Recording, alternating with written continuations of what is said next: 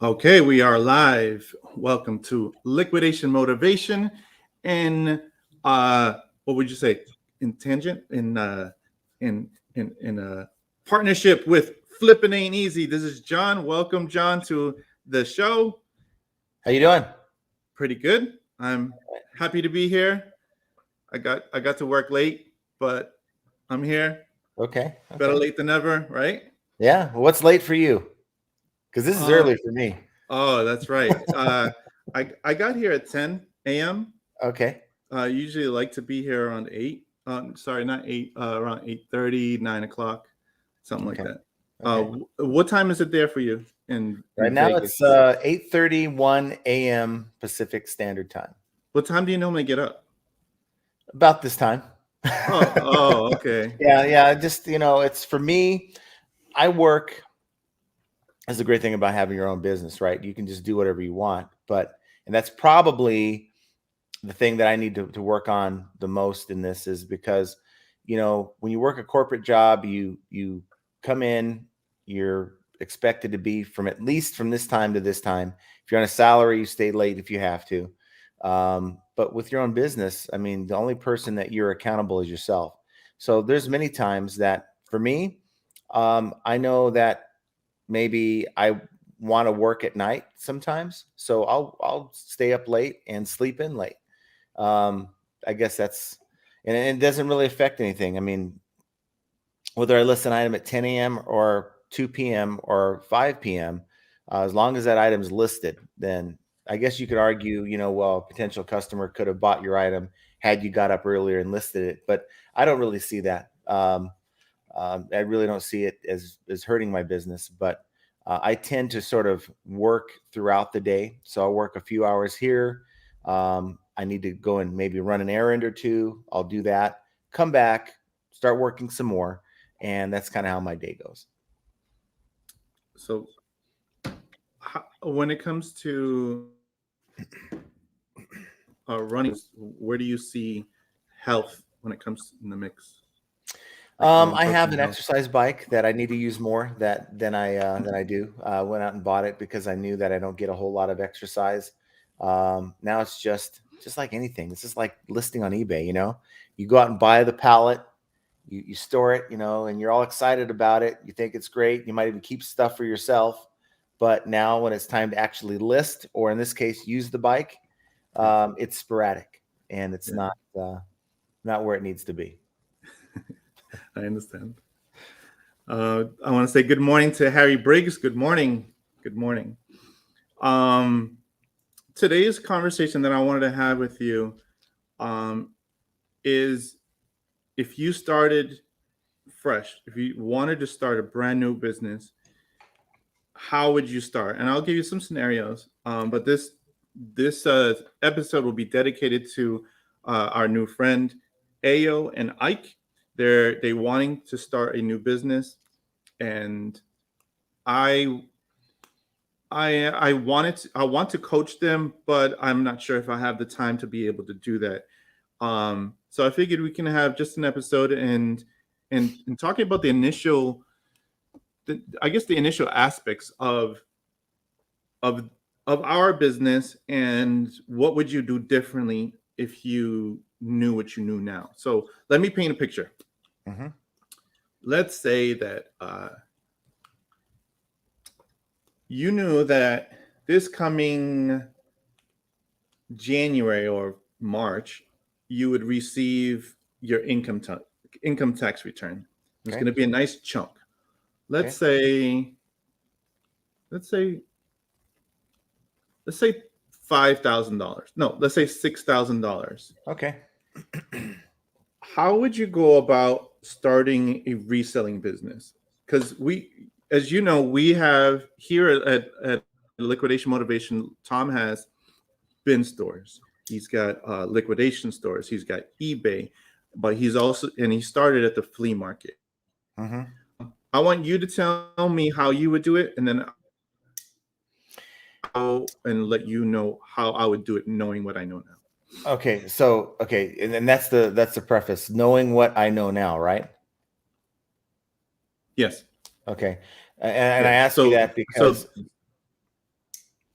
Well, I ask you that because Well, this I'm has gonna kind of say it's actually the happened to new me. people. I mean, I Oh, have experience with sorry, this, and new. I had experience as a part-time eBayer, right? And then Okay. I knew that I had a 2-month notice to become a full-time eBayer, or go out in the corporate world and try to find another 9 to 5. And I felt like this is something that's doable, and so even armed with knowledge on doing it part-time, I royally screwed up like the first month and thought I was doing a great Mm. job. So now there's a lot of people out there that don't have this $6,000, let's say, but we're talking about just specifically for the person that has $6,000. Well, now let me ask you the parameters here. Does this person, now are we saying this person just all of a sudden just wanted to start selling on eBay, making that a career without knowing anyone, like yourself? Or Um, well, they are leaning on channels like ours, okay, where okay, where they receiving this information right, from channels like ours. okay. So that's the first start for me, is to go on to eBay, not eBay, but onto YouTube, and to find some good content. Maybe check out channels like yours or myself, and see what they're saying, and see if it even resonates with you at all. One mistake I got caught up in is, okay, we're going to do this full time. I've got a severance package that I'm going to be working with, and, I'm going to make this work. So, like the day after our last day at the office, I'm like, okay, let's get in the car. Let's head out to Ross. Let's go to Marshall's, and we're going to go in and we're going to go through all the shoes, because there's a channel out there for shoes called I think it's Hustle Hacks or Hustler Mm, Hacks. I'm familiar. Yes. Yeah, and I'm like, okay, this guy's getting shoes. He's flipping them. This is going to be great. So we get out there and we're going through. We're doing little things that we saw him tell us to do, and it was a fail because maybe we didn't hit enough locations. We did get some sales, but it wasn't anywhere near enough to sustain a full-time business at all.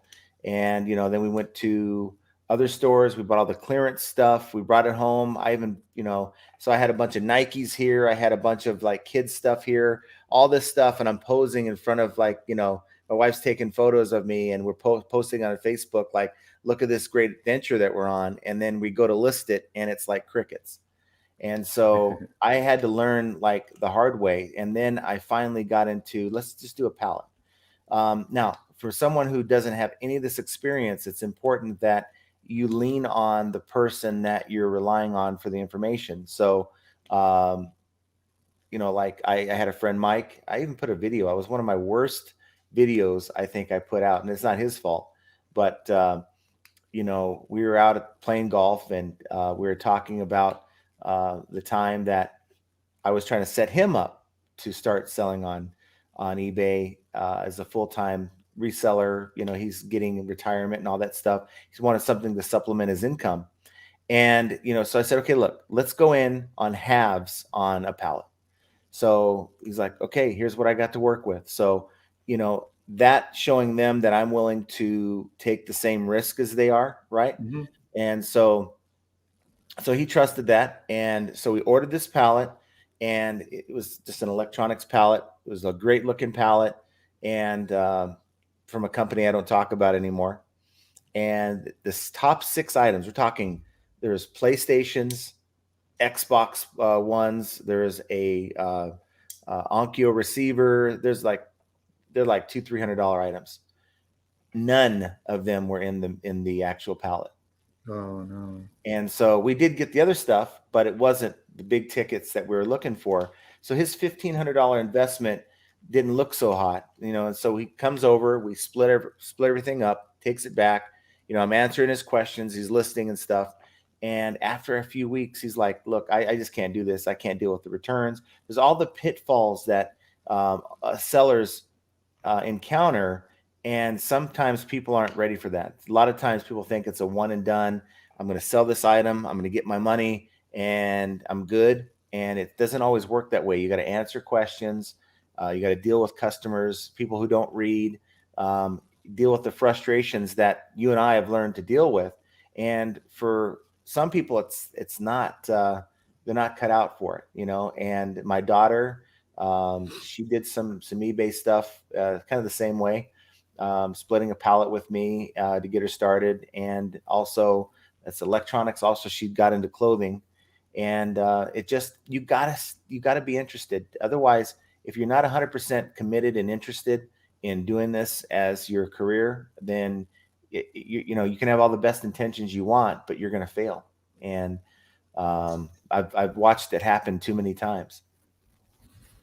I remember when I read Rich Dad Poor Dad for the first time, and in it, uh, he says that he bought and sold real estate. He was flipping this and that, Mm-hmm.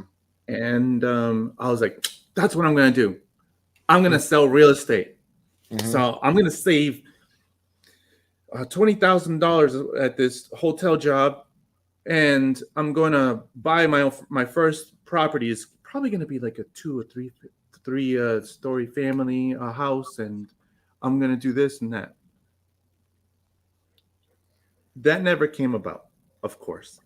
And I realized after reading the book several times more that in it he says, "Look, I'm not telling you to flip houses. Right. What I'm telling you to do is Right. find something that you like, because when you care about something, Right. you're going to treat it like your baby. And when things hit the fan, you're going to try to break through that barrier and try to take care of your baby. Right. Whereas if it's something that you don't, you're not going to, you're going to want to give up quicker. Exactly. That's exactly Exactly. what you said, right? Yeah, it is. And I had the luxury of, you know, having experience since like 2002 and doing this eBay thing sort of on the side. Sometimes I'd go to like a computer swap meet. This is where I started buying computer components, and then bringing them home and listing them.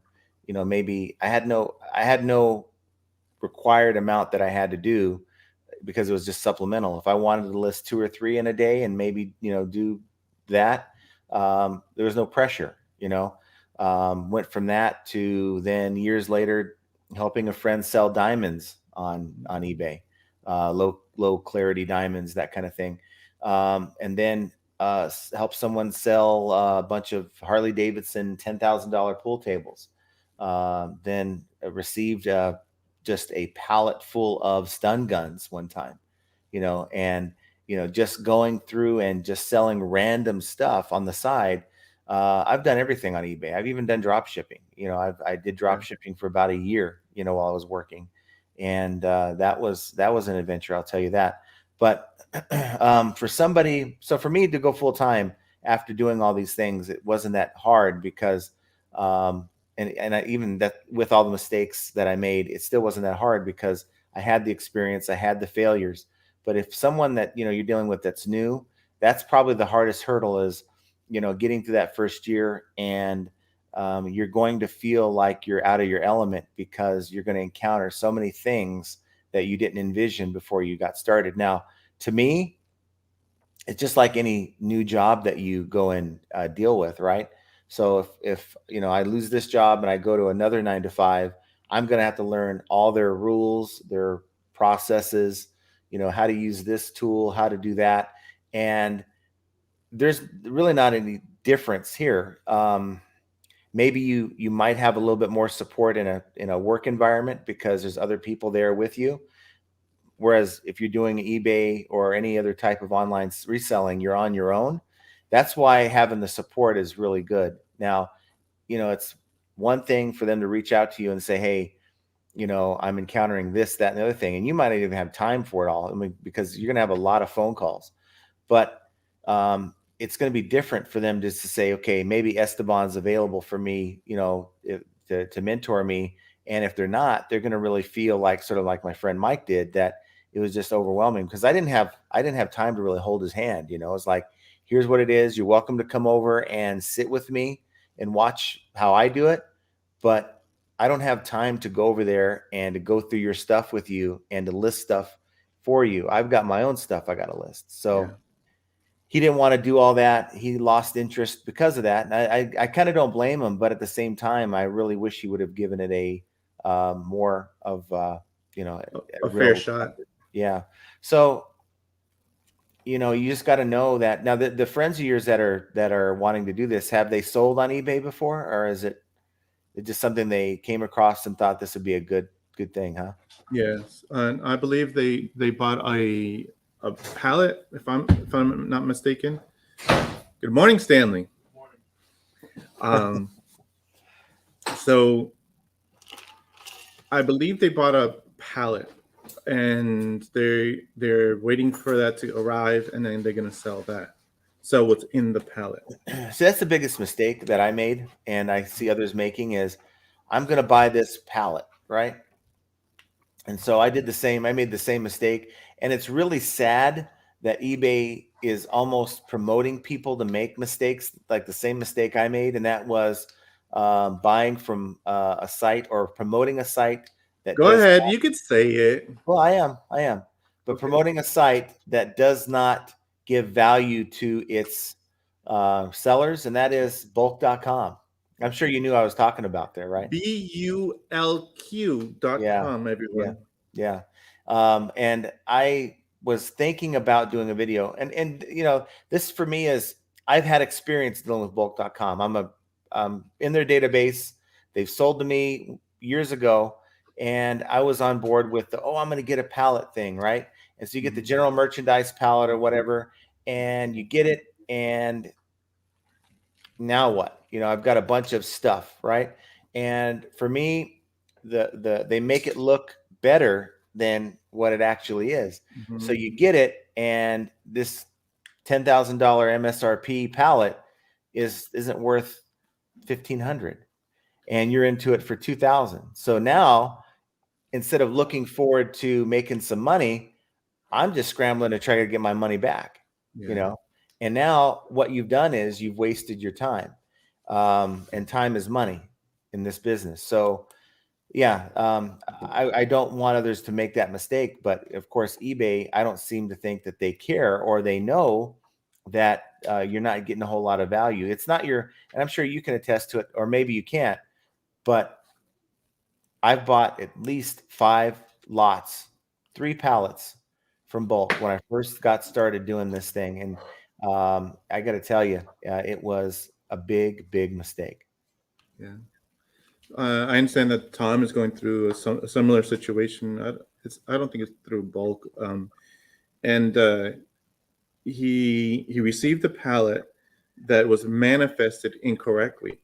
Really? Um, it it showed it had the right items and the right quantity of items. Hmm. However, the retail prices on them were really drastically Inflated, different. inflated. Yeah. Yeah. Yeah. There's a Facebook user. His name is Nick Sturgill, and he asks, "Have you tried pallet liquidation through other sources?" Well, other than bulk, yeah, I've done a B stock. I've done the site I don't talk about, but I'll mention their name, Direct Liquidation. I've done reviews. If you check my channel out, I've done reviews on some pallets that I did through them, and they are the ones that I went through when I got the pallet with my buddy Mike, and we found that, and I bought 21 pallets from them over about a year and a half. And things started off great, and they went downhill. You know, of course, you got your liquidation.coms. You got your blue lots. You have your I keep forgetting the one that Lindy Glenn deals with, but That's Wholesale Ninjas. Wholesale Ninjas, yes. You have all your different ones. I would think that your best ones are probably the ones you can find locally, like on Marketplace. But you got to be really careful because, as you guys know in this business, that there are, you guys probably get truckloads that are picked through. It's like, you get stuff, you're expecting to get good stuff in this. Your mix of bad and good, right? But all you get is bad and mediocre. You know that that the lot's been picked through. That's the risk you take on unmanifested returns or pallets. But it's good to be able to go to the place. So if you're doing it locally, you're saving on all that shipping cost, that freight cost to have it shipped to your location, whether it's your house or your business. And it's one of those things where you can see, if you can go to the place that sells the pallets, you can actually take a look and see what is in the pallet. Maybe look it up on eBay. They want $200, $300 for this pallet. Now you can see, at least the stuff on the outside, most of it's wrapped. You can see at least a few items and get an idea if you're going to make anything on the listing. No matter what, because I sell everything, pretty much everything on eBay. I don't have a niche or a specific category that I sell in.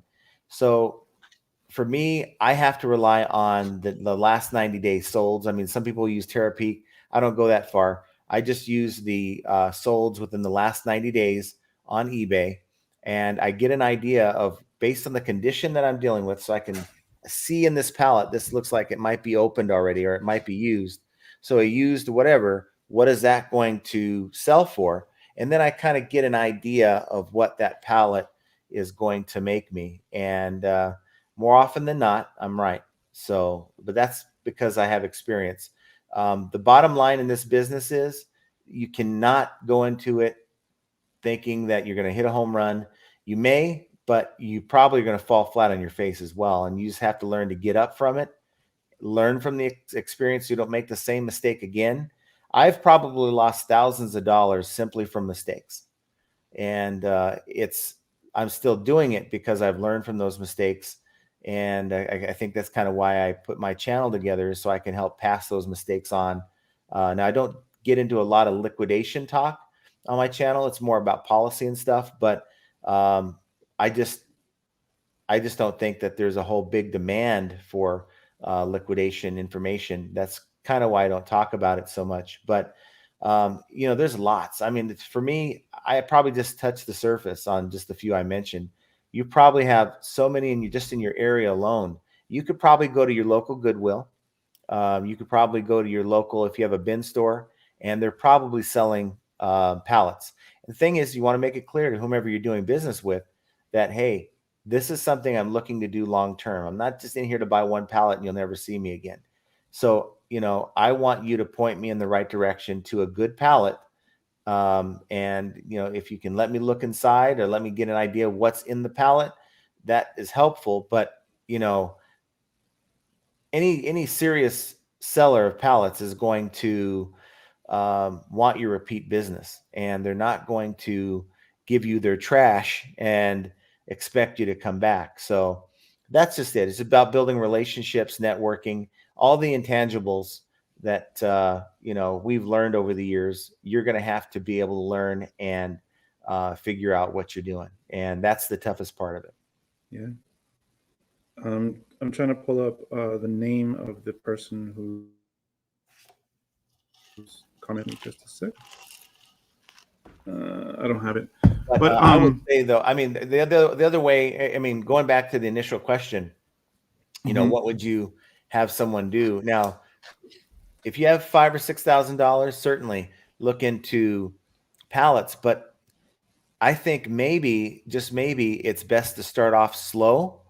The stuff that's in your own house, maybe you have stuff in your closet, your garage, that hasn't seen the light of day in the last 10 years. Get it listed.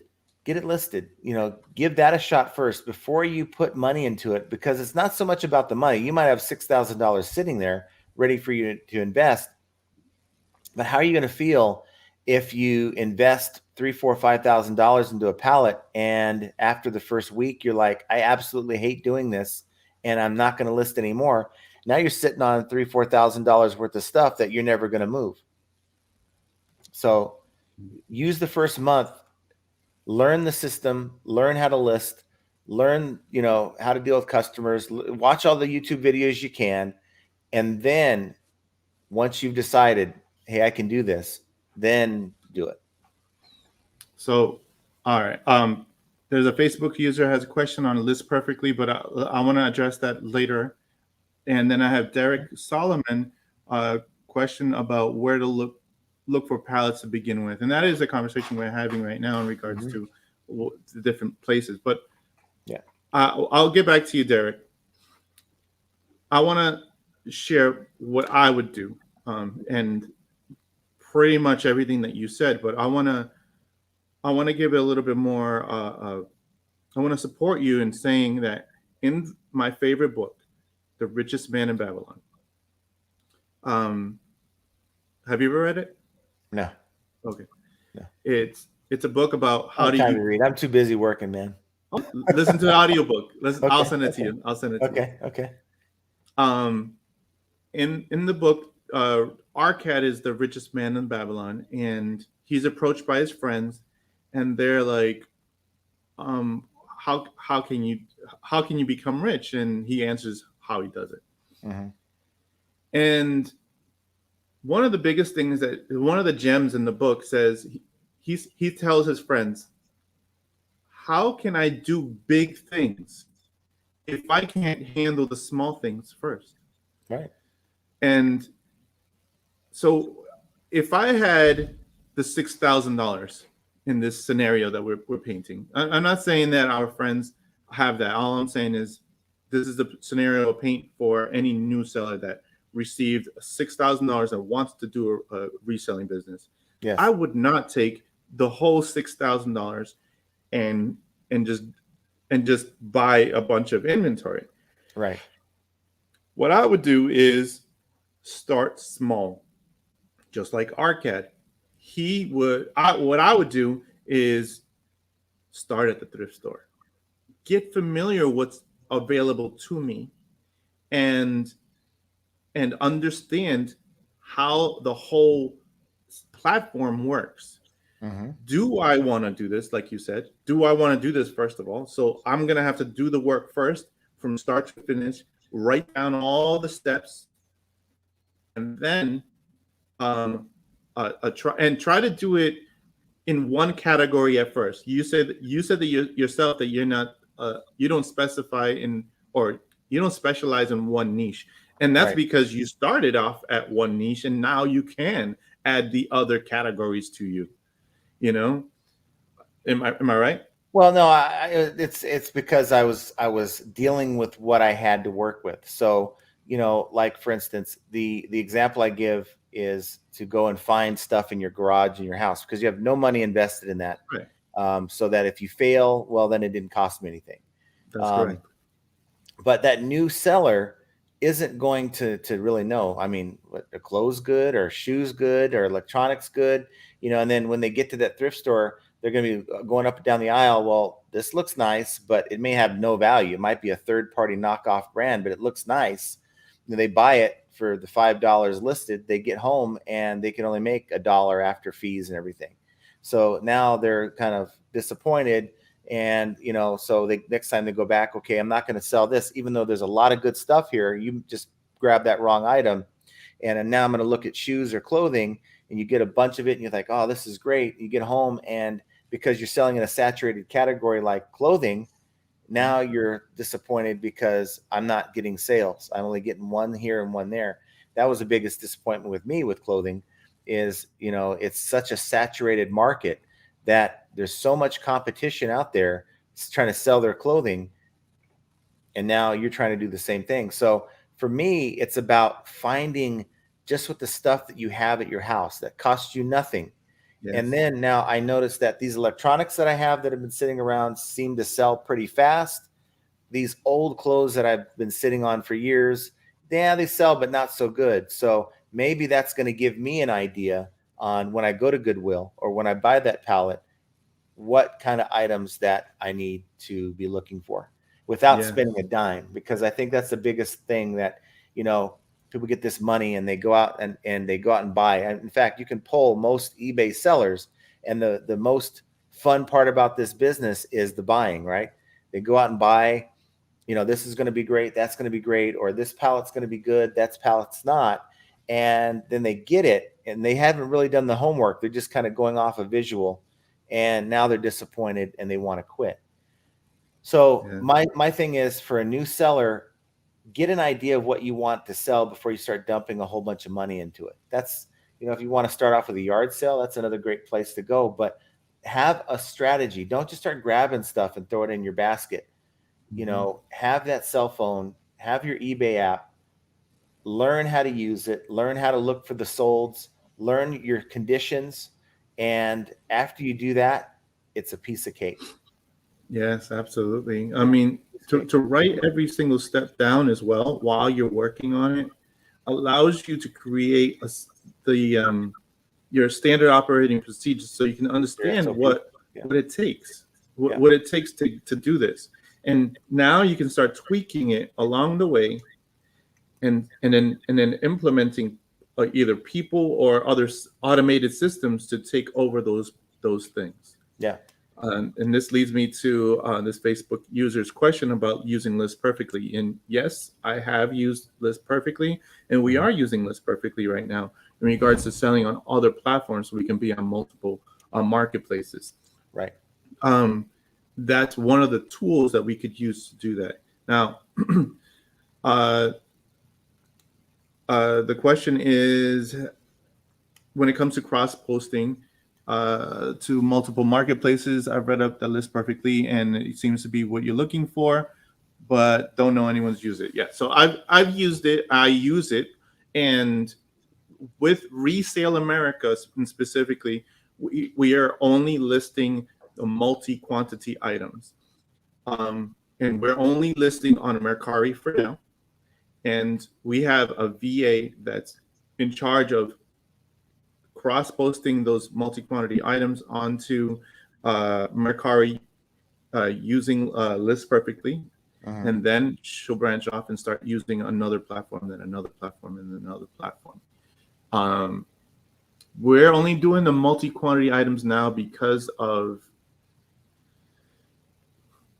I believe, I don't believe our team is ready to manage one-off items. If it sells in Mercari, it gets delisted from. It has to be delisted from eBay manually. Mhm. If something is sold on Mercari, all we gotta do is just change the quantity back to one, Right. or relist it, I should say, because you can only list. There's no multi-quantity on Mercari, as Right. far as I know. I I don't don't think. think there is. Yeah. So we use List. Yes, we use List Perfectly. If you want to send me an email and want to know a little bit more about it, let me know. But this goes back to that initial statement I made. Start off with one platform, get really familiar with that platform, and then you can start attaching the other ones. It's Right. and it's always best to do some research and find out uh, the category that you have. Like, for example, let's say that you did buy a a, a pallet, and in it mostly in one specific category. Go and research and figure out which platform this category sells on better. Does it sell better on Mercari, or does it sell better on Posh? Does it sell better on Facebook Marketplace? Does it sell better on eBay? Mhm. In our opinion, there are more people on eBay than any other platform, except for Amazon, of course. Mhm. When it comes to used and um, return goods, eBay would be the best place to start, and then add all the other branches if you choose to do so. If, do the math too to see if it's even worth your time. In my opinion, most of the time it's not. Um, if you're in a position where you could either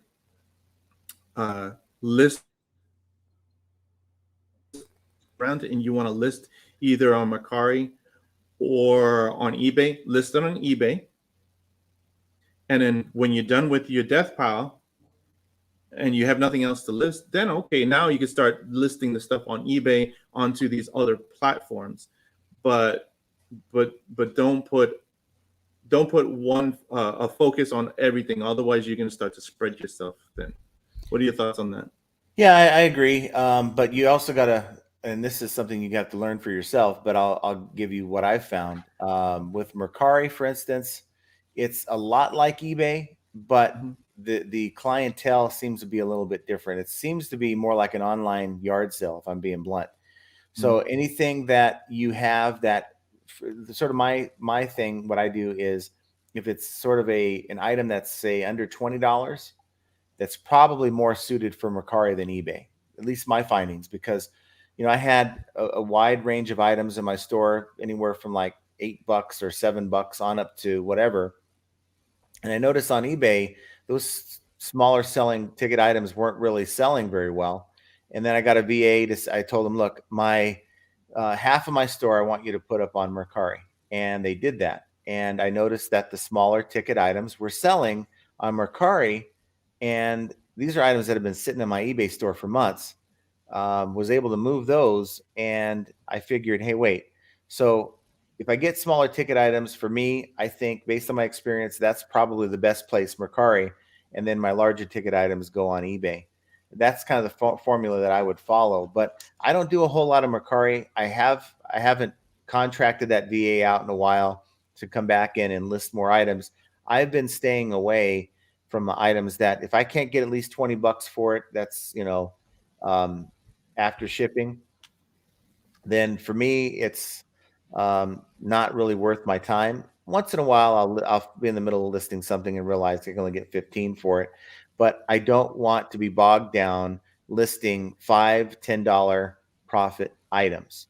One thing that kind of shocked me, and I'll share this with you, and to each his own, but was watching. I watch all kinds of YouTube channels. I was watching Rockstar Flipper. I think a lot of you guys have heard of them or heard of him. I actually had a chance to meet him out in Vegas when he came out. Nice guy. Oh, that's great. I But met him several times because he's here. he just came out with a video saying, $11,000 in sales. And I'm like, okay, what is he talking about? Because to me, $11,000 is a pretty good month. He's talking about 90 days. And I was really shocked by that because, big time YouTuber. And he has like 1,200 listings in his store, but it's a bunch of small items. And he said something that I did not agree with, and that was you need to sell $500. I'm sorry, 500 items in a month if you want to make $6,000-7,000. And I don't agree with that. I don't have the largest of stores. It's like 500 items. I don't put a whole lot of small stuff in there at all. It's more 20, 30, 40, $50 items and higher, because I want to spend, my day listing 10 items, 20 items, between 10 and 20, that at the end of the day, it's not about how many items I'm listing. It's how much have I put up on eBay money wise. So if I can get $500 to $1,000 a day on eBay versus $500 worth of items, but I just listed 100. In my mind, I think that I'm going to be better off doing it the way I do it with a smaller store. It's easier to maintain. I don't know how you feel about that, but that's kind of where I am on that. Well, I think there is a true meaning to the word, to the phrase vanity metrics.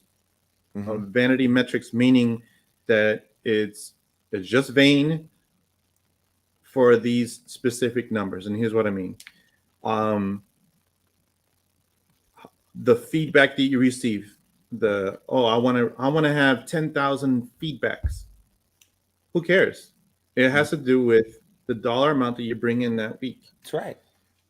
Does it matter what items you list this week? Yes, it does. And what you just said is correct. I believe that if I'm listing a bunch of $10 items instead of the $100 items that's in my death pile, then I'm doing something wrong, because I need to recover as fast as possible. So this way I can buy more inventory and flip it around. That's what this whole business is about, right? Reselling is about as fast as possible. However, I don't do that, and I'm going to explain why. And it has nothing to do with it's not that I disagree with you. It's that here at Resale America, we're receiving so much that's coming in. Yeah. And so what happens is that we just take all of it and just put it on the conveyor belt, and take it. We pull it from either the pallets, they throw it on a rack. The rack comes to the studio. The photographers photograph everything that's on that rack. Those pictures go to the VAs. The VAs list those items. The other VA reviews and prices in them and launches them. So we have a system, conveyor Mm-hmm. belt. So um, this way we don't have a death pile. Mm-hmm. Everything gets listed no matter what, and then at the very end is when we price and launch them. But that's Okay. just because of the nature of of Resale America, um, and the nature of buying through pallets.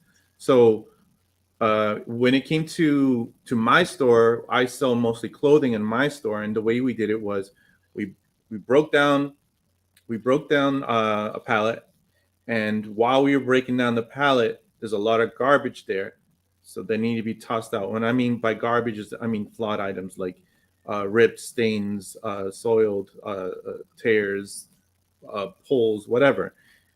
When it comes to clothing, we got to throw that away, and then what's left over, we figure out what we're going to do to, and most of it we just take pictures of. Um, but then we have another pile of home runs, and those home runs are like vintage T-shirts. They are uh, uh, like high-end brand items, and we will list those first. So, Mm-hmm. John, what you said is what we do for my store, but not necessarily for Resale America. Tom just had a conversation with me just a second ago, before this call, actually, in Mm-hmm. regards to he's got a wall. I call it the death pile wall, Yeah. and he's got a bunch of inventory there sitting, and I list it. And he today says no. What he wants to do is list it himself, and so this way we can manage a little differently when it comes to the high end items. Okay. Okay. Yeah. For me, and I don't get product in nearly as often as you guys get it. I mean, you guys get it in by the truckload. I just get it by per pallet, maybe one or two pallets a week is what I process. But when I get that bundle of items in this pallet that's not within my criteria, meaning that I want to make very minimum $20. I might go, like I said, down to 15, but for me, it's not even worth my time. I will put those items in boxes, and I will accumulate those boxes. When I get about 15 to 20, throw it up on Marketplace saying, hey, I got this liquidation stuff. Of course, we've gone through it, but if you want something for like a bin store situation or a flea market or Mercari, a lot of the stuff that I don't want to mess with does well on Mercari, as I mentioned before, that type of thing. Come get all 20 boxes for $200, like $10 a box. And for me, I'll get it sold within a week on Marketplace. Someone will come pick it up and it's out of my hair. I can take that money, put it towards another pallet. And again, I'm back and going through that cycle again. I'm evaluating what I can make. Nowadays, I'm getting pallets that are a little larger size, like the Amazon mediums to large. I don't think they're large. It's probably mediums is probably what you guys would refer them to. But those are average price like $100 a piece, on Amazon, sometimes a lot higher. And for me, it fits my criteria. I have fewer and fewer items that don't fall into my criteria that I have to do the whole reliquidation thing with.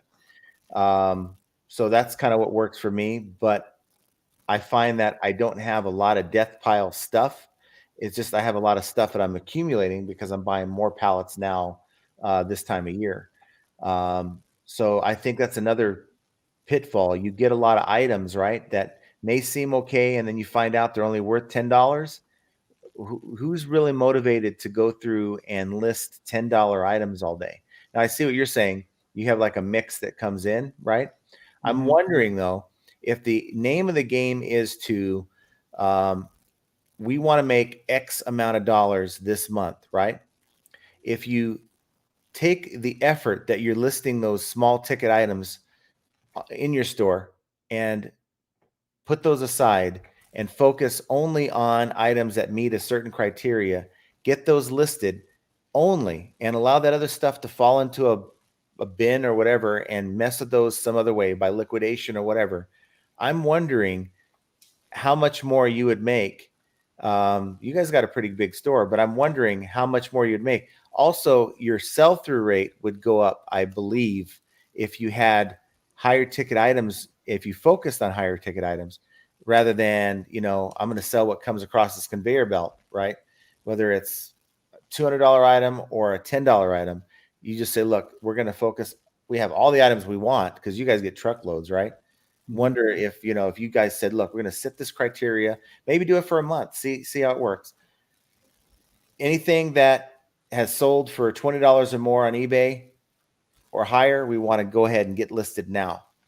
Get as much money, because eBay will show you how many items you have listed. It'll also show you how much money that you have it listed for, cumulative. So like I think my store is like $15,000 to $20,000 in inventory for my 500 item store. That's like, it's like a $30 on average, $30 to $40 average sell point. And so that to me is, I think, the way to make money. I mean, it's one thing to make a lot of sales, right? But that's fine. I want to make a lot of money. I'd rather ship out 10 items and make 500 than ship out 25 and make the same 500. If that makes sense. It makes sense. Yeah. I always brag about that. I increased my store from 2,000 items to 6,000 items. But again, that's a vanity metric. It doesn't matter. It doesn't mean anything at the end of the day, right? But for some, it does. I mean, you see channels out there that says, look, I can list 200 items a day and I have 15,000 items in my store. What does that mean? If you look at the sell-through rate for the category that you're in, it's not very high. There's some categories like collectibles, vintage, clothing that sell like one for every 150 items you have in your store. So someone like Don, the auction professor, another good guy to watch to get information from, that guy's got thousands upon thousands of items in his store. And if you scaled it down to the size of my store, he's not selling as many items at all that I am, and I'm not saying my store is the greatest. I definitely need to fix a lot of stuff in my store, but it's just, if you take the mindset of listing a lot of these smaller items, that's taking a lot of your time away that you could be dedicating from stuff that's sitting around waiting for in queue that someone's looking for and is willing to pay good money for. And it just maximizing your time based on dollar value and not the number of listings, if that makes sense. Yeah, absolutely. Just to speak on what you had spoken earlier in regards to the conveyor belt thing, I might have misspoke. The items that come on that conveyor belt are already, they've already broken down the pallet in the processing area, right? And so those items are, we're not receiving things that are that can easily go to the bin stores. Okay. And as far as my store, I don't list, like, for example, kids' clothing or small stuff or things like that. I'll put that in a pallet, and then I'll sell the whole pallet to other people that deal in that category. Yeah. So you're thinking absolutely right. I also was going to say the same thing in regards to if our new friends have purchased a pallet, what I would do is break it down. And I'm going to use the Tom's ABC method. Okay. And this is what it is. If he were to buy each item, okay, from, let's say somebody comes into the store and sell an item, right, to the store, he would look at the item and say, is this an A item, B item, or C item? What that means is an A item would be a fast, high dollar sale. For example, an iPad, a MacBook Pro, a Beats headphones, something like that. Tom would spend 50% retail, knowing that he could sell it at 60, 70, and it'll sell fast. Right. He also says the B items are so A is the home run items. B is your bread and butter. These are items that are good sellers. Let's say an Acer laptop or a I don't know, It's the items that you get when you get in the pallet and you're happy to see a them pair, because you know they're going to sell, that kind of thing. Yeah. yeah, like Yeah. a pair of Nikes or Timberland boots. Those are like bread and butter. They'll sell, Right. but he knows that he's not going to get top dollar for it if it's used or whatever the case may be. And Right. those are his bread and butter, and he'll pay up to 30% retail price, knowing that it'll sit a little for a little while, but he'll get some money off it. C items are your long tail items, okay, and those are items that would take a long time to sell. For example, clothing, Yeah. and it's for a specific buyer, and he'll pay only 10% of retail price, knowing that he could sell it for maybe 20 to 30% retail price. Mm-hmm. Now, what I would advise to our new friends is if they bought a pallet, if they bought a pallet, I would break down that pallet, look at my A and sort and separate them based on A, B, and C items. Scan them, do some research on all of them, get to Mm-hmm. know my pallet, what's in my pallet, and I would sell my A items on eBay, and then the C items I would palletize. I would put it in a box, sell it on Facebook Marketplace, like you said, Mm-hmm. and then my B items I might go to the flea market and sell that there. Yeah. Or Mercari. That's your Yeah, online right. version. But see, some people don't have the luxury of that. Maybe some people are saying, look, I don't care about doing this full time. I have a 9 to 5. I really don't want to be messing with this like on a weekend, which is my only time with my family. I'm only looking to do this Monday through Friday for 3 hours a night, after I get home from work. That kind of thing. And you get a lot of people right now probably watching this that they fall right into that category, and they just want something to supplement the money that they're already making, and they don't want to, make it their life. You know. But Um, but our new friends do want to make it their life. okay. So I guess the first thing they need to do is make sure that this is something that, like we talked about, this is something that they really want to do. It's all nice when you're watching YouTubers, look at this nice car I'm driving. Look at this that we picked up here. We're selling this for that, and look at all the money we have. I mean, I guess I could get on my videos and like start bringing cash, and flaunting cash and making it look like things are better than Making it it rain. really is. But the reality is that most people are going to struggle. Most people are going to get into this, dump money into it, and then realize they made a mistake, or they don't want to do it. They don't like to do it. They'd rather work a 9 to 5.